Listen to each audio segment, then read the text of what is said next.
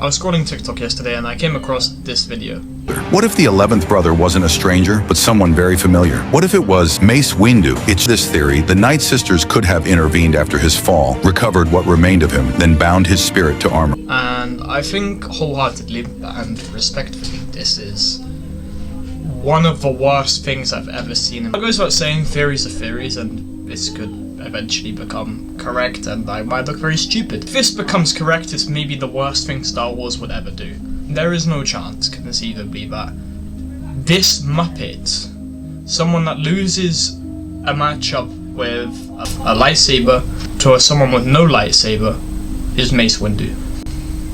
What are we saying? At this moment in time, we have no canonic evidence. Obviously, all of the comics are now not canon, that Mace Windu even survived that fall. And with this theory, it suggests that the Night Sisters resurrect him.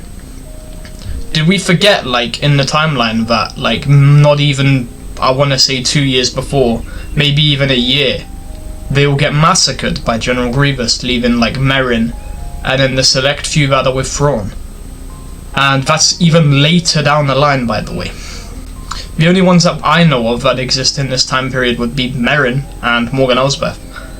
And they are both not really that powerful at this point in time to be resurrecting someone that falls 50 stories down into the Coruscant city centre. Now, as for the 11th brother himself, there are a couple of theories surrounding him and Marok, and we might as well talk about them both ahead of the finale.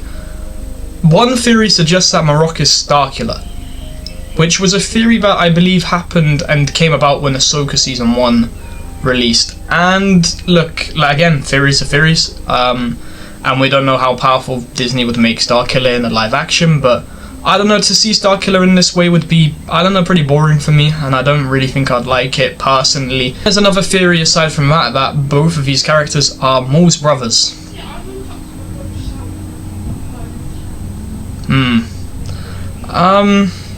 No, I don't think so. Look, they've clearly been hired specifically to go against Maul. I think they've both been selected and handpicked by the Emperor to go after him.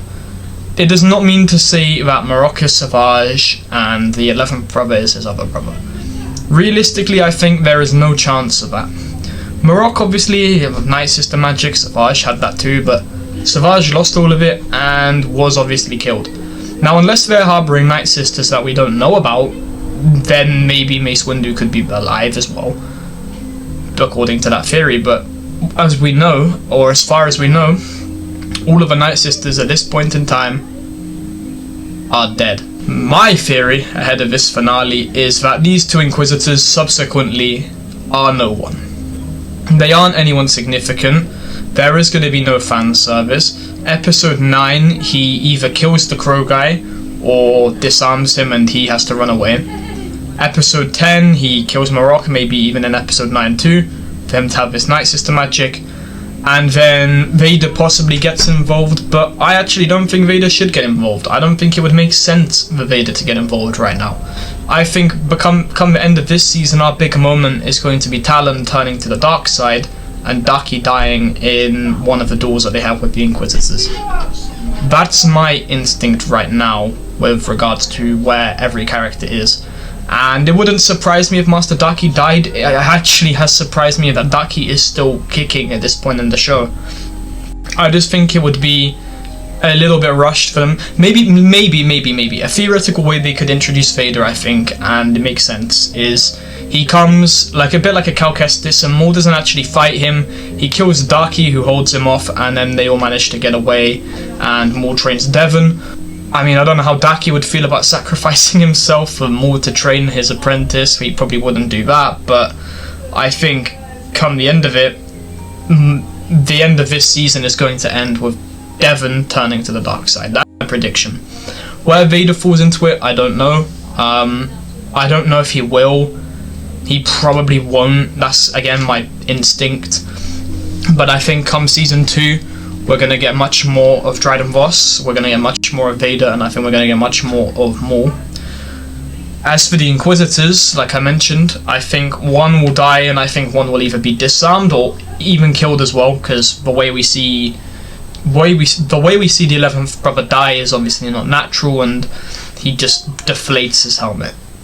My prediction and my theory has always been that whichever Inquisitor he actually kills or disarms, Season 2 he's going to have that lightsaber from Rebels with the Inquisitor hilt guard on it, and I reckon Devon is going to use one of Darth Maul's halves of the lightsaber as her own. I don't think she's going to bleed her kyber crystal. That's my theory. I think Devon will take the side that's purely constructed by Maul. One with this kind of look on the front. I don't know what sort of material it's called for Maul. The lightsaber hilt on his double-bladed lightsaber he gets post Clone Wars Season 5 is going to be the lightsaber that he uses, I think, to give Devon. And I don't think she's going to bleed her kyber crystal, and the reason for that being is I think Devon is going to have a change of heart again in Season 2 and not become a full-time Sith, and I reckon she's going to become a White Jedi. That is my prediction. We are going to have our second White Jedi be Devon, and I think maybe at some point she might work with Ahsoka, maybe she won't, maybe she'll just die. I think that Devon, at the moment, like what we are seeing in her is there's way too little darkness in her to just 180 and become Talon like everyone thinks she will. I think she'll get Maul's lightsaber because she can't bleed her crystal, and I think subsequently she'll either die or become a White Jedi. There needs to be a driving point for her to have that change in heart, and that driving point has got to be Master Daki's death, I think. I think based off the fight we've seen with the 11th brother, Marok, Maul, Devon, Daki, I think one Inquisitor is going to get slammed out there or taken out of the picture there, and then I think it's going to be Marok left to hunt all of them, and I think he's going to fail, and then I think Vader steps in, strikes down Daki. Because if Maul kills Daki, which would be very stupid for his plan, because why would Devon join him, then I think that wouldn't happen, and I don't think that will happen. I don't think Marok's strong enough to kill Daki unless it's a surprise blow, the same with the 11th brother. I think Daki's an actually really powerful Jedi. It has to be Vader. I think Vader's purpose in the story isn't to be a main game player, it isn't to fight Maul this season. He's going to come along, he's going to strike down Daki in episode 10, I think, and that is going to be Devon's changing point, because then we realise they really do have a common enemy, being the Empire.